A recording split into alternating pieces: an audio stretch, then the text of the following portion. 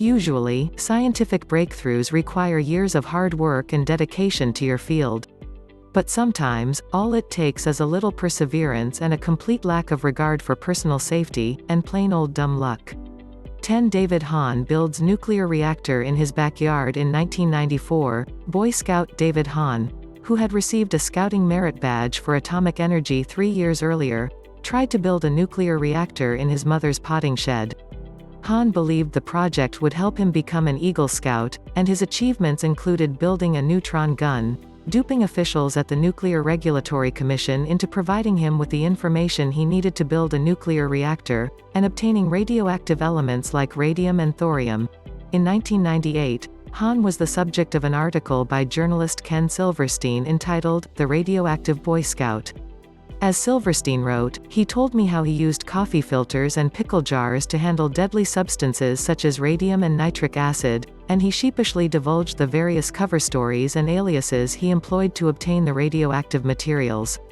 After the EPA found out about Hahn's reactor, they shut down the project before it finished. By then, Hahn's experiment was so dangerously irradiated that the town's entire population of 40,000 was at risk. Undeterred, Hahn would later be arrested in 2007 for stealing 16 smoke detectors that he planned to harvest for more radioactive experiments. 9 drug runners built a Super Sub O2 for decades. Colombian drug runners tried to evade U.S. authorities in homemade submarines. Assembled in secret shipyards, these subs were wooden cigarette boats, unable to maneuver like real subs. However, in the early 2000s, intelligence agencies began hearing rumors of fully functioning supersubs being constructed in the jungles of South America. The submarines were so evasive that U.S. law enforcement began to liken them to the Loch Ness Monster. One agent said, "Never seen one before, never seized one before. But we knew it was out there." In 2010, the Ecuadorian Navy was able to capture one of these subs. Jay Bergman, the U.S. Drug Enforcement Agency's top official in South America, declared the submarine a quantum leap in technology. The 22-meter, 74 feet, sub could hold up to 9 tons of cocaine, a street value of $250 million, and was equipped with 249 batteries that allowed the sub to travel at near invisibility for up to 18 hours before recharging.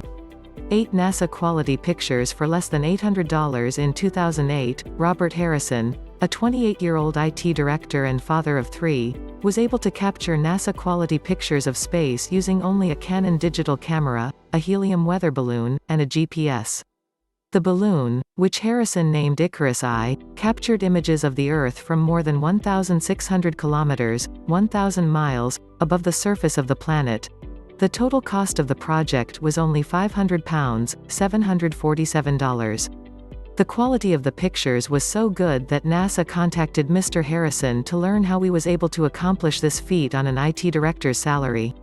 "People think this is something that costs millions," he said, "but it doesn't. You just need a bit of technical know-how. I know nothing about electronics, and what I do know, I learned from the internet." 7A rock star develops a missile defense system. Jeff "Skunk" Baxter is well known to music fans as a guitarist for the Doobie Brothers and a founding member of Steely Dan, but the self-described hippie guitarist now enjoys a second career as one of the top counterterrorism expert in the U.S. While touring, Baxter began researching music technology, eventually turning his attention to weapon systems. He became a self-taught expert on the subject and even wrote a paper on missile defense. "I sat down at my Tandy 200, he said, and wrote this paper about how to convert the Aegis weapon system, why it would make sense to convert it to do theater missile defense because it would be on a mobile platform and give the United States a new role in NATO in the 21st century. I have no idea. I just did it." After 9/11, Baxter was contacted to provide consultation on U.S. counterterrorism efforts because of his original thinking. Congressman Dana Rohrabacher said, "Skunk didn't grow up in the system. He hasn't been beaten down by the system. So his very freedom of thought and his gut-level understanding of technology contributes greatly, and people know that." Today, the former rock star chairs the Congressional Advisory Board on Missile Defense and serves as a consultant to companies like Northrop Grumman and General Atomics. 6A Tanzanian schoolboy proves hot water can freeze faster than cold. The Mpemba effect. named after its grade school founder, Erasto B. Mpemba, states that under specific circumstances, hot water freezes faster than cold water. While making ice cream with his classmates, Mpemba noticed that warm milk would freeze sooner than chilled milk.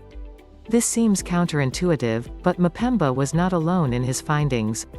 Scientists including Aristotle, Sir Francis Bacon, and René Descartes made this claim as well, but none of them were ever able to prove it. Mpemba, along with physicist Dennis Osborne, performed his own experiments and was able to achieve results that verified his hypothesis. Over the past decades, Mpemba's results have been noted by many scientists, but no one was able to reproduce Mpemba's results until 2010, when James Brownridge from the State University of New York at Binghamton published a study detailing reproducible results. To reproduce the Mpemba effect, Brownridge used different samples of water. One sample was distilled water, while the other was tap water. Today, the scientific community remains divided over the Mpemba effect because of the very specific circumstances needed to reproduce the phenomenon. 5A Priest holds the world record for most supernova discoveries. 06 Australian priest Robert Evans likes to stare at the skies in his spare time, and he's really good at it. Evans has committed to memory more than 1,000 galaxies, so that he can check each field quickly just by eye. Since 1981, Evans has discovered over 40 supernovae, a world record. In his 2003 book A Short History of Nearly Everything, Bill Bryson wrote that Evans's ability to discover supernovae was like the ability to spot a single added grain on a table of salt 2 miles long. Evans has made most of his discoveries not on an observatory-sized telescope but in his backyard. Of the 40 visual discoveries, he said, 10 were found with my 10-inch reflector, 18, I think, with my 16-inch, 3 with the 40-inch telescope at Siding Spring Observatory, and the rest with the 12-inch that I now use here at home. 4 A 10-year-old girl discovers a new explosive molecule while in science class. 10-year-old Clara Lazin accidentally discovered a new explosive. Clara was playing with wooden balls and sticks used to create models of molecules when she forged a molecule using a combination of nitrogen, oxygen, and carbon. When she showed the design to the teacher, Kenneth Baer, he thought Clara could be onto something. Baer took photographs of the molecule and sent the pictures to his friend Robert Zollner, a chemistry professor from Humboldt State University. After doing some digging, Zollner agreed that Clara had discovered a brand new molecule, tetranitrat oxycarbon. Tetranitrat oxycarbon, which uses the same combination of atoms as nitroglycerin, stores large amounts of energy. If synthesized, it could create a powerful explosion.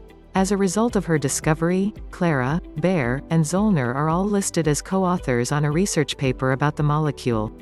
Zollner believes tetranitrat oxycarbon could hold great importance as scientists continue to look for new ways to harvest energy. 12-year-old develops his own theory of relativity in 2011. 12-year-old genius Jacob Barnett believed he'd found holes in Einstein's theory of relativity. Jacob, who had an IQ of 170, explained his expanded theory of relativity to his mother Christine Barnett. Barnett, who admits to flunking high school math, asked her son to speak slowly while she filmed his explanation. After the video was published on YouTube, Jacob's theory drew the attention of some notable scientists. Scott Tremaine, a professor at the Institute of Advanced Study, wrote, "The theory that he's working on involves several of the toughest problems in astrophysics and theoretical physics. Anyone who solves these will be in line for a Nobel Prize."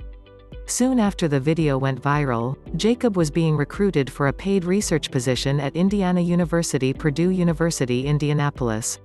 2 truck drivers build an atomic bomb. Reverse engineering is the process by which scientists take a look at existing technology and then build a version of their own without any of the original plans.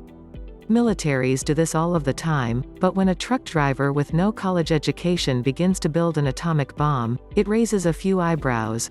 Over the course of 10 years, former truck driver John Coster Mullen analyzed pictures and interviewed over 150 scientists and engineers who were involved with the Manhattan Project. The scientists were more than happy to indulge the guy trying to develop his own nuclear problem. The result was a bomb that received rave reviews from the National Defense Council. Ironically, the National Defense Council are the exact people paid to stop this sort of thing from happening. When asked about his achievement, Koster-Mullen replied, "The secret of the atomic bomb is how easy they are to make." One 85-year-old man builds cathedrals from trash. Justo Gallego Martinez, a Spanish monk, has built an entire cathedral out of salvaged materials, including bricks found in local factories. While the design is loosely based on St. Peter's Cathedral, it also incorporates design elements from European castles, churches, and even the White House. Justo has no formal designs or engineering plans. In fact, he has no engineering or architectural knowledge at all. After retiring from farming, Justo became a Benedictine monk, but tuberculosis forced him to leave the monastery. During this period of illness, Justo prayed to the Lady of the Pillar, the name given to the Virgin Mary after her appearance in Zaragoza, Spain. He promised himself that if he survived the disease, he would build a church dedicated to her. After he recovered from his illness, Justo didn't let his lack of experience stop him from fulfilling his promise.